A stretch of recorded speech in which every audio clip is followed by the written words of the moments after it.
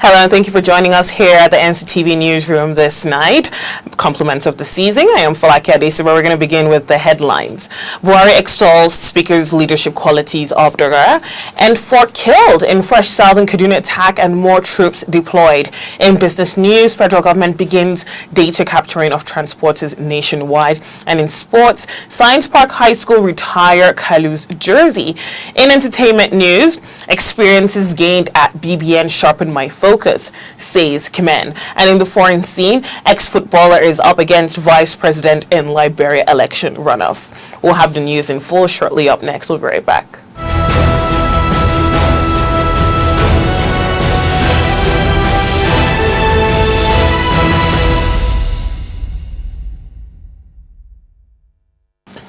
And for your news in full now, President Muhammadu Buhari has felicitated with the Speaker of the House of Representatives, Honorable Yakubu Dogara, as he marks his 50th birthday. In a statement signed by the Special Advisor to the President on Media and Publicity, Femi Adesina, Buhari described the Speaker as a charismatic leader whose maturity and friendliness eased the relationship between the executive and the legislative arms. The statement read that the President extols Dogara's humility, simplicity, and discipline in providing exceptional leadership for the lower house for over 2 years by diligently bridging the gaps and creating a harmonious atmosphere for debates and exchange of ideas for national development. President Buhari affirms that the Speaker's personal attributes of selflessness, maturity, and friendliness have substantially eased the relationship between the executive and the legislative arm, resulting in the passage of bills that directly impact the livelihood of Nigerians. The President also affirmed that with the kind of leadership qualities displayed by Dogara, the future of Nigeria in the hands of youth who are willing to work hard and pay the price is secure. Buhari believes Nigeria's future can only be secured with great leadership by younger Nigerians who are fired with the zeal to build one great nation that everyone can call a home. He then prayed that God grants the Speaker longer life, good health, and wisdom to serve the country and humanity. In a related development, Speaker of the House of Representatives, Yakubu Dogara, called on prominent Nigerians to always assist the less privileged to make the society a better place. Dogara made the call when he donated some items to 19 charity homes in Abuja as part of activities to mark his 50 years birthday. The items included food items, toiletries, mattresses, and clothing. Dogara, who was at the Treasure Orphanage's Foundation crew to present some of the items, said that his donation to charity homes was a way of giving back to the society. The Speaker urged children at orphanage homes to remain focused and be disciplined in their efforts to attain greatness in life. Earlier, the founder of Treasure Orphanage's Foundation, Sarah John, solicited for a legislative framework that would enable orphans to have free access to health. John said that the Speaker's donations would improve the living standard of the orphans. Now, in the fight against insurgency, the federal government has described the criticisms trailing the approval of $1 billion for the fight against insurgency and other violent crimes in the country as unnecessary and unhelpful.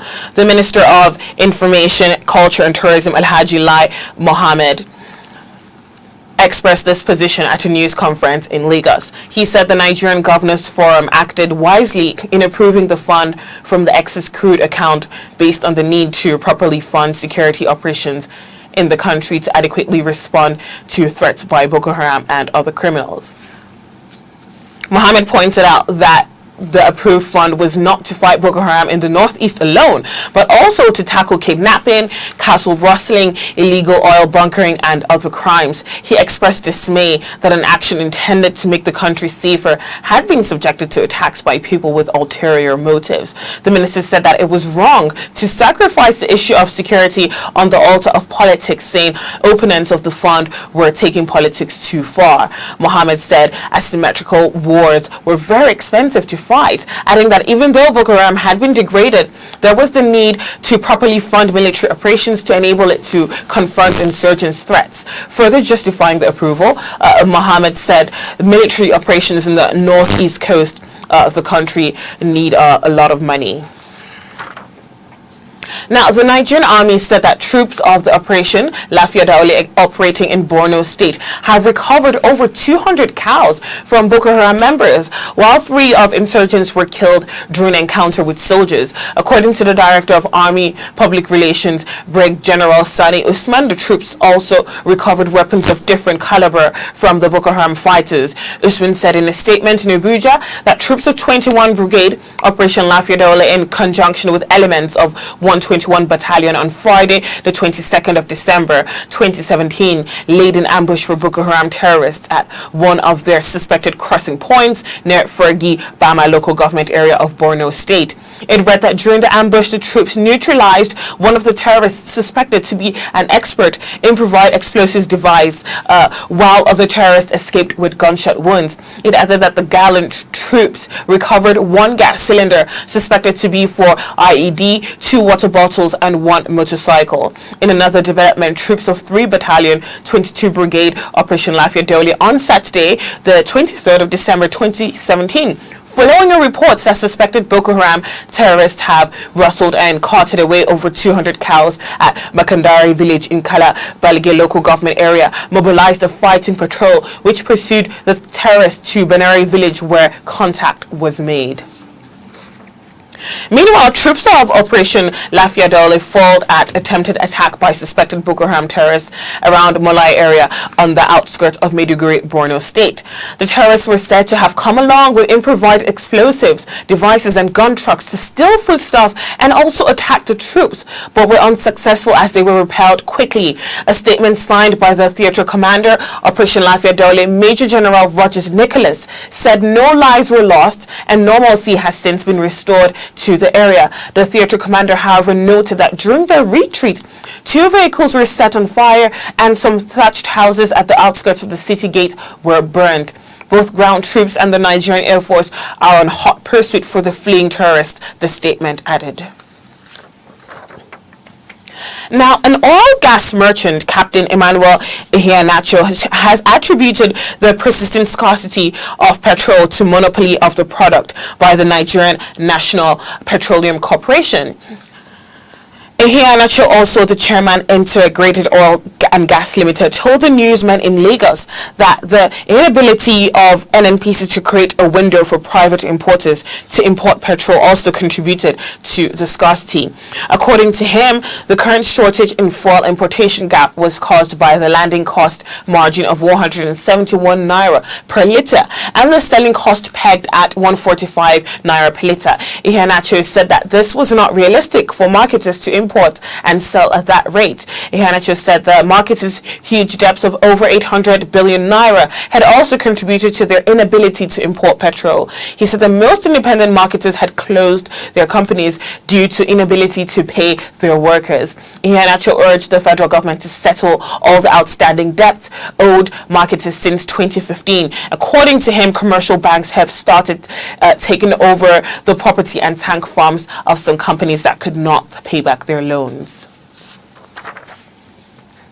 Now, Taraba State Governor Darius Ishaku said he prefers to do landmark achievements than sharing the state's funds with politicians. He also asked traditional rulers to pray for peace and attitudinal change in the state. The governor spoke in Takum Country home while celebrating the Christmas with his cabinet members, House of Assembly members, chairmen of local government councils, party executives, political supporters, and traditional rulers.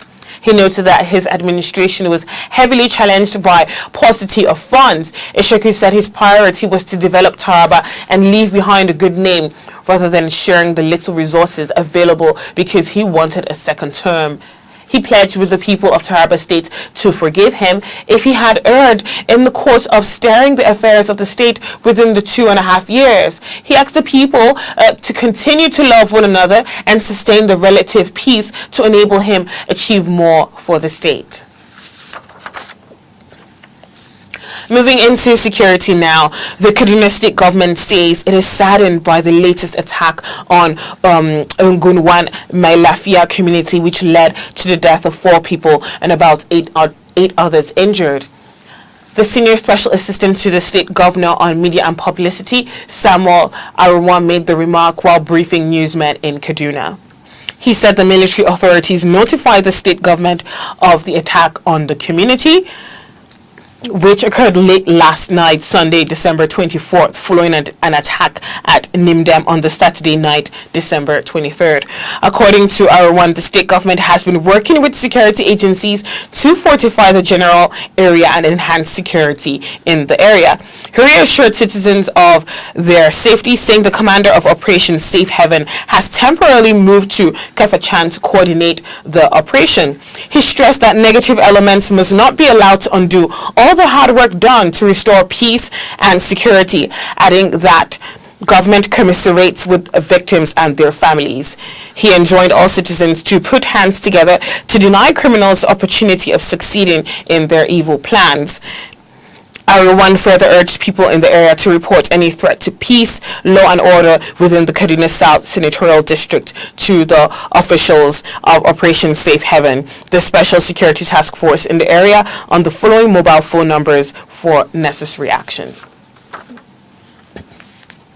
Moving on, at least 6 persons were reportedly killed on Christmas Day after unknown gunmen invaded Utokon village in Ado local government area of Benue State. The attackers also seriously wounded several other persons, while many were declared missing.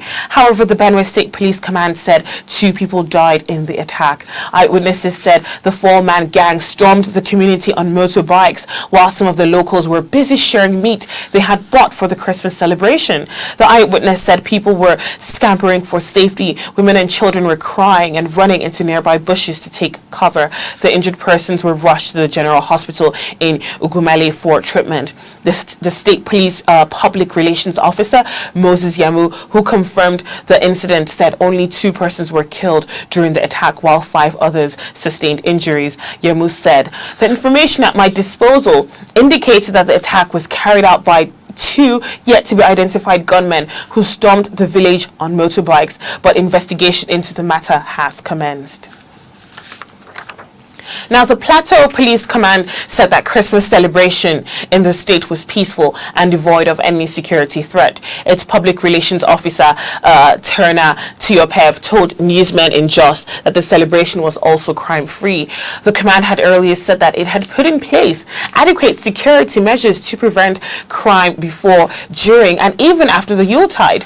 The command had banned the use of fireworks, restricted movement of tricycles, and also stationed its personnel in strategic areas to quell any attempts to disrupt peace. The State Police Commissioner Undi Adi had cancelled annual leave of all officers in the command to ensure that all officers were on ground during the Yuletide. Tiopev attributed the peaceful celebration to the security modalities adopted by the command and the resilience of its officers and men. Tiopev called on residents to be security conscious and report any suspicious movements to the security agencies as the celebrations continued.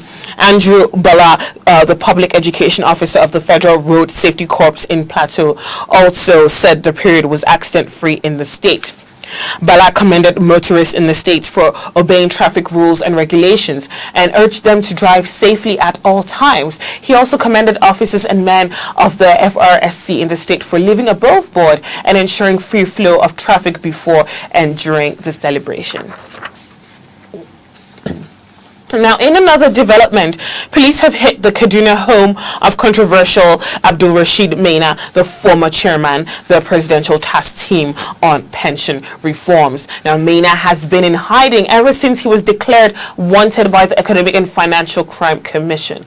He's resident in Kano Street, Kawonyu Extension. Kaduna was under police scrutiny, but he was not found. Armed police officers in a Hilux van, joined by plain-clothed men in another Hilux van, were deployed to the house.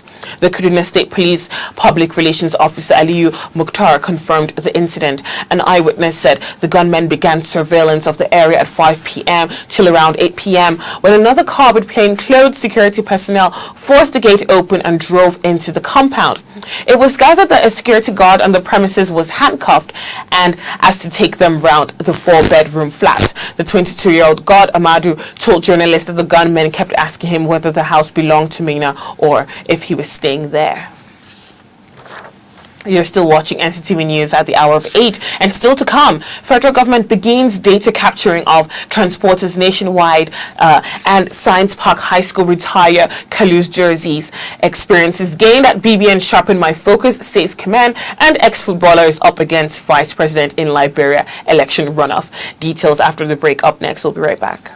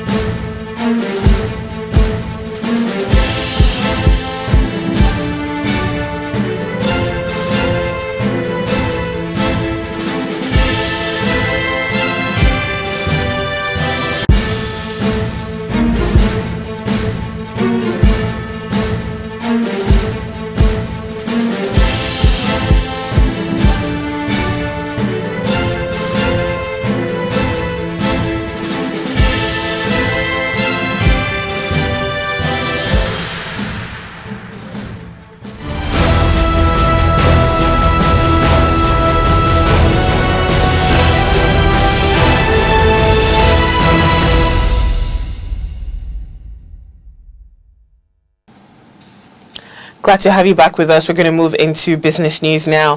The federal government is said to have commenced data capturing for commercial transporters across the country. It was gathered that the initiative was conceived by the Inspector General of Police, Ibrahim Idris, in collaboration with the Federal Ministry of Transportation.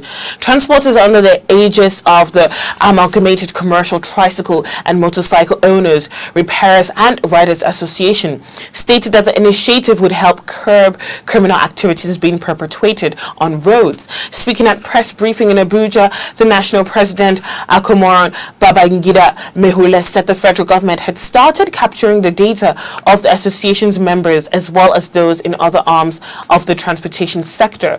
He noted that a standing committee made up of officials from security agencies, road transport unions, and parastatal ministries of government had already been established to ensure that the exercise succeeds.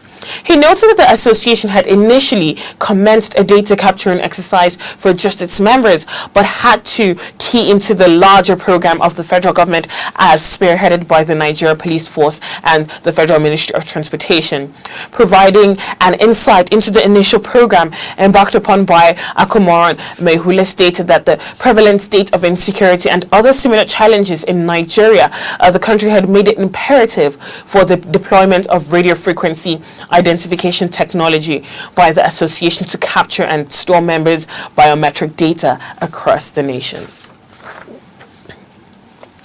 Meanwhile, the Osun State Governor Rauf Aregbesola has warned fuel marketers in the state to desist from hoarding the commodity. He lamented the hardship which fuel hoarding had caused the majority of the residents of the state. Aregbesola stated that the unethical practices of fuel marketers had brought untold hardship on the masses, while many were wasting precious time struggling to buy the product. The governor, who said this in a statement issued by his media aide, Shala Fashere, asked the police, Nigeria Security and Civil Defense Corps, as well as officials of the Federal Road Safety Corps, to take charge at filling stations where the product was being sold in order to ensure a free flow of traffic. He charged the law enforcement agencies to make sure that they did not allow false queues to block any road, saying this had worsened the traffic situation in parts of the state. The state government therefore urges fuel marketers in the state to desist from hoarding, profiteering, and other sharp and unethical practices that could exacerbate the situation and worsen the plight of residents.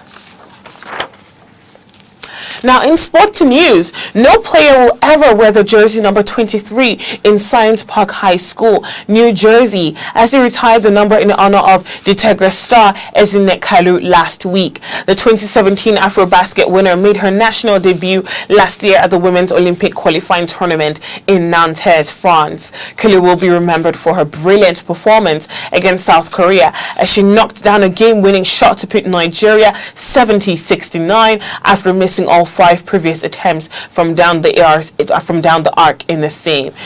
25 17-year-old Kalu becomes the first woman to have her jersey number retired in the school's history after scoring over 2,000 points during her career at the school. On her Facebook page, she said, "History was made. I am the first woman to have a jersey retired in the school's history. Thank you everyone for the love and support, and thank you to my Science Park High School family. Hashtag groundbreaking, hashtag jersey retired, and hashtag number 23. Kylie also had words for the young girls playing for Science Park High School at the retirement ceremony, which was held at the school basketball gym. Now, World Taekwondo Federation, WTF, has confirmed the new 15-person board of the Nigeria Taekwondo Federation, board led by its president, Margaret Binga, under the leadership of its first ever female president, Mrs. Margaret Binga. The Taekwondo board has taken giant stride since taking charge. In an email to the Nigeria Taekwondo Federation, Yenny Lee, who is designated as Members Relations, Development and Legal Affairs of World Taekwondo, wrote, "This is to notify you that the Nigeria Taekwondo Federation has finished the report and recognition of the newly elected board members. The information has been uploaded on World Taekwondo website and directory according to the provided information." Now, Binga, a two-time African champion, was elected as the president of the Nigeria Taekwondo Federation and inaugurated by the Minister of Youth and Sports in August. Since the Federation's inaugural board meeting, the board has organized 7 major programs across the country: 3 national coaching workshops in Maiduguri, Makurdi, and Abakaliki, the Taekwondo event of the National Youth Games in Ilori, a national referee course, Korean Ambassadors Cup, and first ever Nigerian Open Taekwondo Championships in Abuja. Also, delegates at the first ever Congress of the Nigeria Taekwondo Federation voted to hold a special Congress in March 2018 in order to deliberate and pass the constitution of the Federation. And in entertainment now, one of the 2016 Big Brother Niger housemates, Eke Mini Ekerete, also known as Kimen, said his participation in the reality TV show sharpened his focus toward achieving his goal. Kimen in Lagos said that the lessons learned during the program assisted him to set up a fitness company called Six Packs Nigeria. He said Big Brother Niger was one of those events that were not only entertaining but very educating. He noted that it was very challenging, but at the end of the day, he learned a big lesson that the human mind is a new place that can be cultivated daily. Kimen, also the chief executive officer, Six Packs Nigeria, said that one of the reasons he opted for the Big Brother Niger was to have a platform to educate people about the importance of fitness and health. He said being slim is not synonymous to being healthy, stressing that fitness should be seen as a lifestyle and not just a momentarily indulgence. Now, many people who have not seen Peter Okoye, formerly of P Square, do a solo performance are having the opportunity as the annual music show, One Lagos Fiesta, has unveiled him as one of the big artists for the year. The event, otherwise called Off, began in the 5 zones of the city on Sunday, and it will run for another 6 days. According to the Commissioner for Information and Strategy, Steve Ayorinde, Peter is billed to perform at the Town Hall, Ikorodu Marina, Beachfront, the Eco Atlantic Beach, Victoria Island, and at Agege Stadium. Peter's performances at Eco Atlantic and Agege will hold on the 28th of December and 29th respectively. He is, however, just one of the about 100 artists in participating in the musical carnival. Now, Ayorinde adds that the event holding in Ikeja, Agege Stadium, Badagry Grammar School, Ikorodu Town Hall, Lagos Island, and Ekpe Marina Beachfront is planned to be bigger and more impactful based on the success of the earlier ones, while expressing delight that adequate security has continued to be guaranteed. In the foreign scene, Liberians are choosing a new president in a runoff vote between Vice President Joseph Boakai and former international footballer George Weah. Now, Weah, 51, won the first round but did not secure the required 50% of the vote for an outright victory. Legal challenges delayed the vote to replace Ellen Johnson Sirleaf, Africa's first elected female president. Turnout appears to be low, but the result is expected to lead lead to the first smooth transfer of power in 73 years. More than 2 million people are eligible to cast their ballots in the nation of 4.6 million people founded by freed U.S. slaves in the 19th century. Polls have ended with the result of the election expected later this week. The contest between Bukai and former top-flight footballer Weah has been a stop-start exercise beset with legal wrangling. Now, the international chess tournament is starting in Saudi Arabia amid controversy after Israeli players were denied visas. A Saudi official said visas could not be granted because the kingdom had no diplomatic ties with Israel. The Israeli Chess Federation said it would seek financial compensation. The hosting of this first major chess tournament is being seen as part of Saudi Arabia's process of opening itself more to the outside world. But the double world champion has said she will boycott the tournament because she does not want to wear an abaya, the full-length, loose-fitting robes women are required to wear in public in Saudi Arabia. The King Salman World Rapid and Blitz Chess Championship is offering prizes of $750,000 for the open event and $250,000 for the women's event. The World Chess Federation announced in November that the tournament's organizers had agreed there would be no need for female players to wear a hijab or abaya during the games. The federation said this was a first for any sporting event in Saudi Arabia, but Ms. Muzichuk said in another post published on the 23rd of December that despite feeling bitter about standing to lose her titles, she would stand by her principles and skip the championship.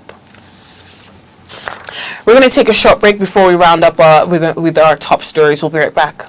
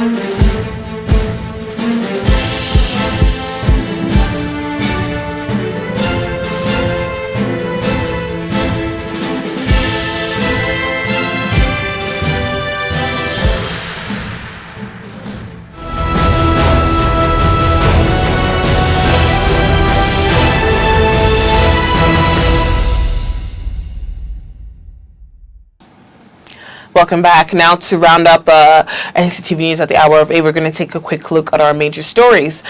President Muhammadu Buhari has felicitated with the Speaker of the House of Representatives, Honorable Yakubu Dogara, as he marks his 50th birthday.